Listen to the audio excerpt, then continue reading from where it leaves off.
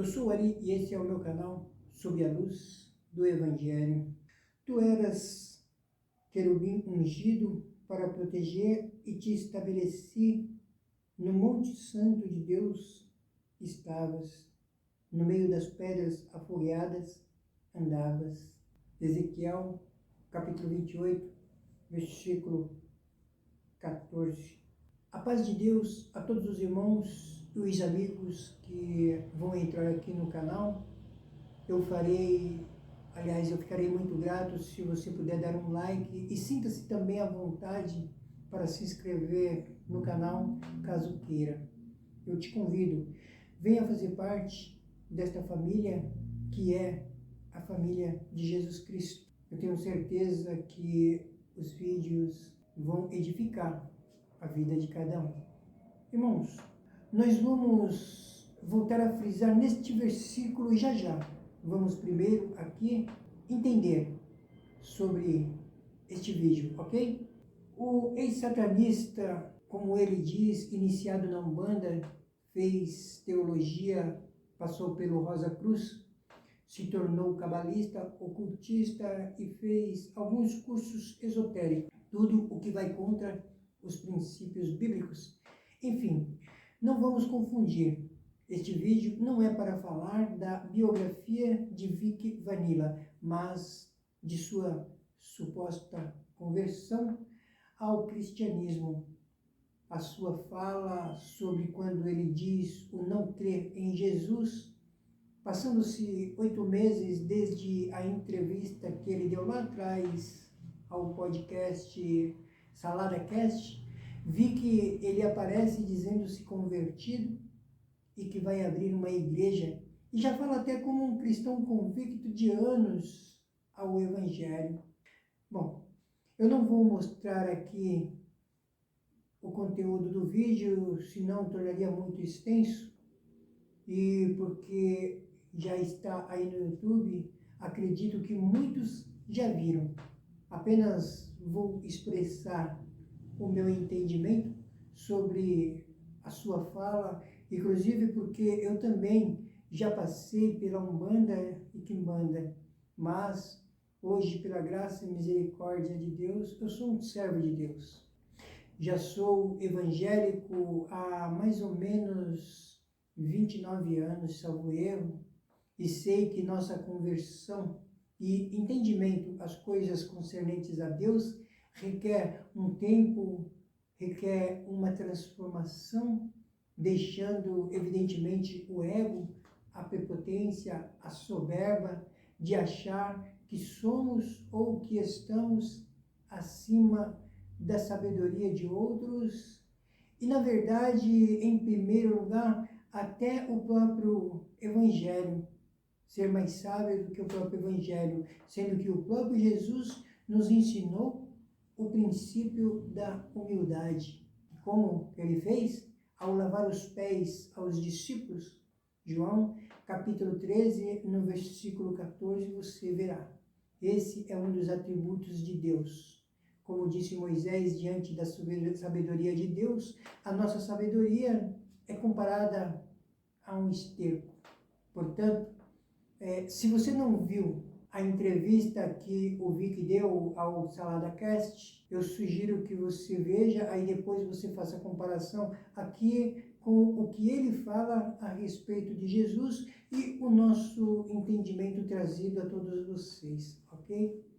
Bom, como eu disse, passados-se 8 meses atrás, mais ou menos, como eu citei, o Vic agora, ele ressurge e convertido, dizendo-se crer no Cristo e que está preparado para ser um sacerdote. Sim, porque pelos seus conhecimentos ele diz que fará aos seus seguidores, ou melhor, falará aos seus seguidores, tudo o que os pastores até o dia de hoje ocultaram e que os pastores estão morrendo de medo dele. Na verdade, ele preserva um espírito de grandeza. Naquela entrevista, ele iniciou dizendo que Moloque não era um demônio. Já havia começado o podcast ocultando a verdade sobre Moloque e Lúcifer, apontando como um erro de tradução do livro de Isaías. Mas não se trata de um erro, como colocado por Vic, e sim uma comparação que houve ali no livro. E uma declaração muito clara. Mais à frente nós falaremos a respeito. Bom, ele continuou dizendo que era uma construção, um conceito dos homens ao chamá-lo de diabo, referindo-se a Lúcifer e a Moloque, dizendo que Moloque não era um ser do mal. Irmãos, amigos, Moloque ou Moleque, Moloch no hebraico, salvo engano, salvo erro, era um deus cultuado pelos amonitas, uma etnia de Canaã. Na verdade, era e é um demônio na tradução cristã e cabalista. Embora que o Vic não aceita essa verdade, no vale de Ben-Rinom, os moabitas, ou melhor, os amonitas, eles construíram locais de adoração a Baal e sacrificavam ali crianças, seus filhos e filhas a Moloque. Salomão, em 1 Reis, no capítulo 11, do versículo 7, ele erigiu um lugar alto para este ídolo no Monte das Oliveiras, indo contra a vontade de Deus para agradar as suas concubinas, adeptas àquela idolatria. Desde então até aos dias de Josias, seu culto culminou. Segundo Reis, capítulo 23, no versículo 10 a 13. Também chamado de Milcom, este deus se tornou Quemos entre os moabitas. Quemos, para quem não sabe, ele era representado como um homem com a cabeça de um touro. Mas depois do cativeiro da Babilônia, desapareceu completamente por determinação divina, por determinação de Deus ao seu povo. Entrando, irmãos, aqui na fala do Vic sobre o Lúcifer, a comparação ao rei babilônico e a sua queda da associação é que ambos caíram destituídos do lugar que ocupavam. Os dois, tanto Lúcifer como o rei da Babilônia, foram destronados por desobediência e iniquidade. Lúcifer foi expulso do céu ao se rebelar contra a vontade de Deus. O rei da Babilônia, ele caiu no ano de 539 a.C., quando foi conquistado pelo rei persa Ciro II, resultado de uma ofensiva no noroeste da cidade, ocasionando aí a queda do Império Babilônico, e daí a comparação de Isaías. Irmãos, isso não quer dizer que Lúcifer não existiu ou que fora uma comparação insignificante referindo-se ao planeta Vênus, porque em determinado tempo sumia e reaparecia nas auroras, nas manhãs, ou que Lúcifer tinha uma família e pais, como ele, o Vic, sugere aí no vídeo. Basta vocês prestar bastante atenção.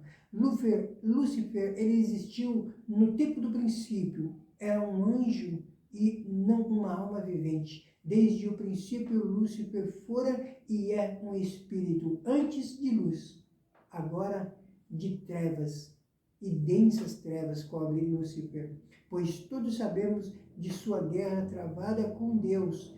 Por isso se tornou Lúcifer a serpente Satanás, como vimos em Gênesis no capítulo 1. E é uma falácia dizer que esta comparação fora escolhida pelo acaso, como o Vic ele faz questão de frisar. Deus havia instruído Isaías a falar e profetizar sobre a queda de Babilônia no versículo 19 de Ezequiel. Estava bem claro a sentença de Deus, a sentença dada ao rei babilônico. Todos que te conhecem, dentre os povos, estão espantados de ti.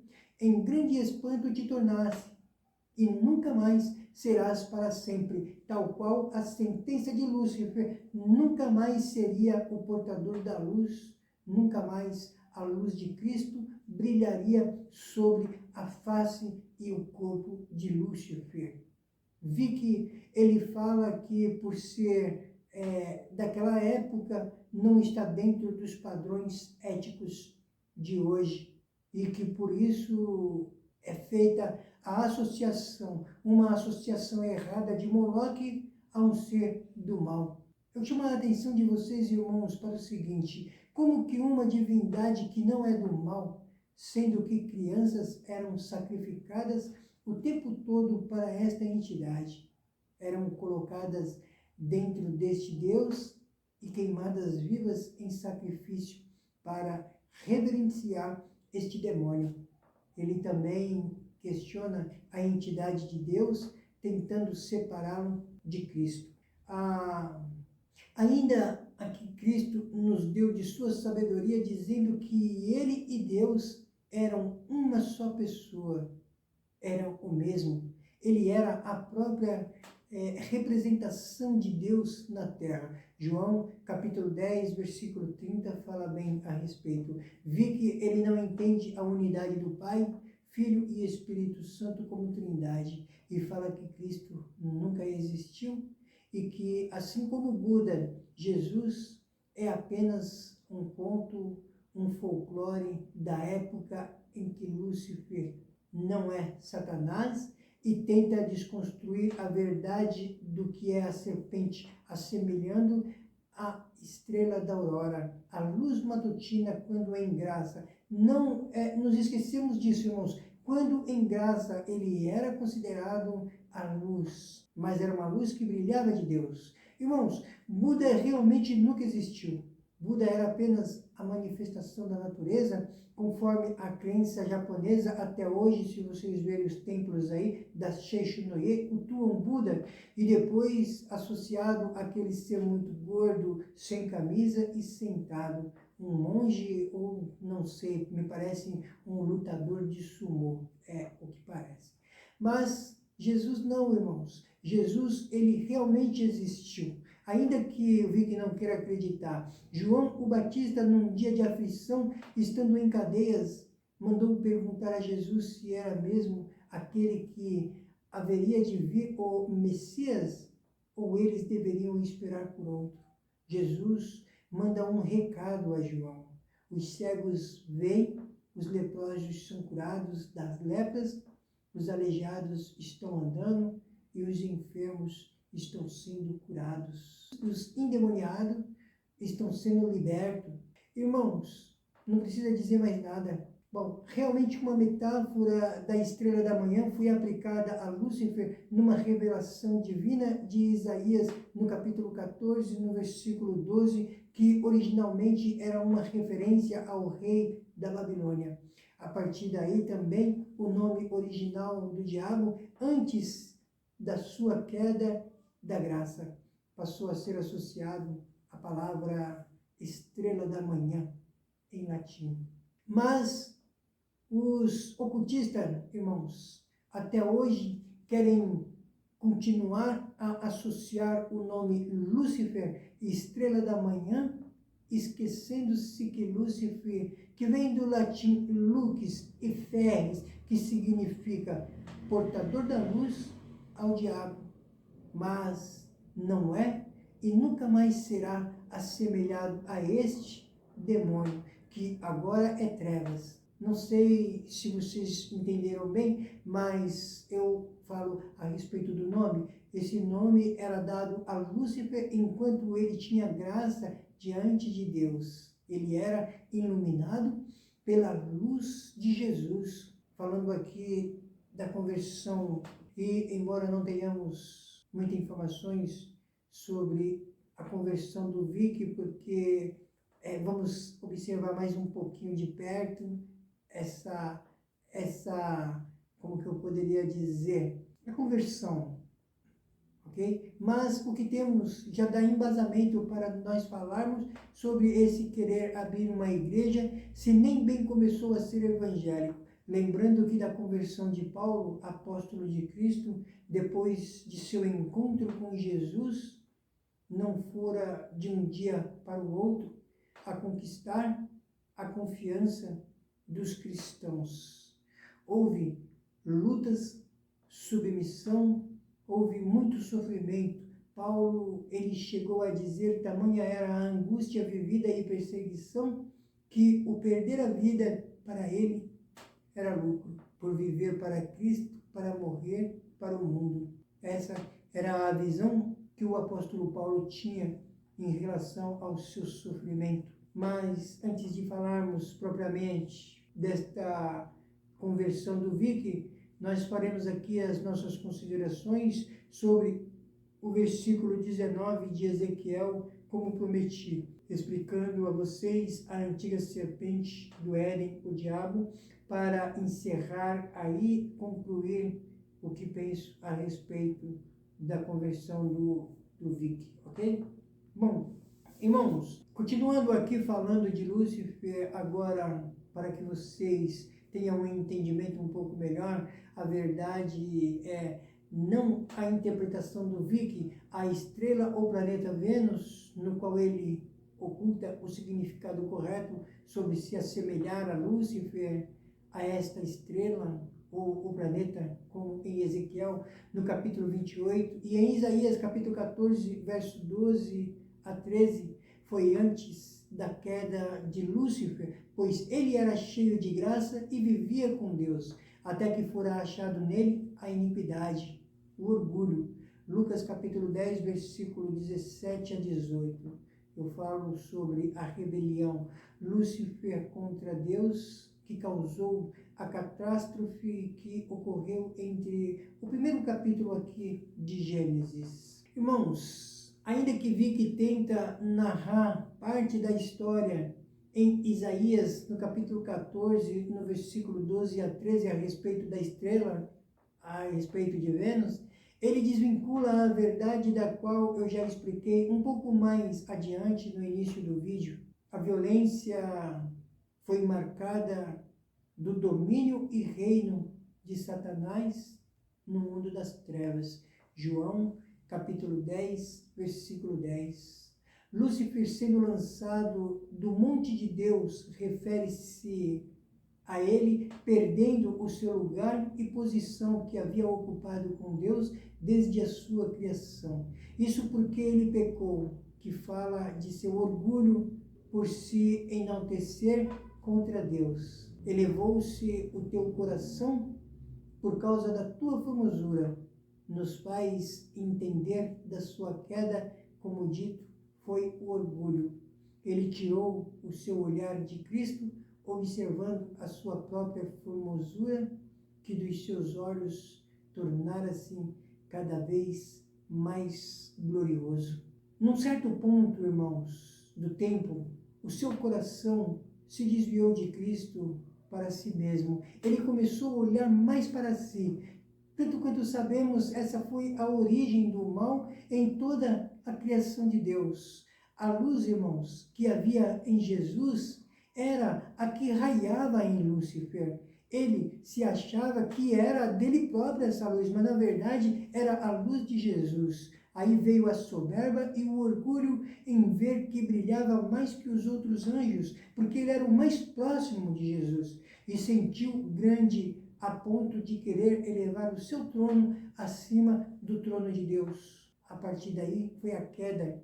Irmãos, Lúcifer, que agora já não é mais Lúcifer, o portador da luz, foi expulso do céu e tornou-se a antiga serpente Satanás, que está lá no Éden.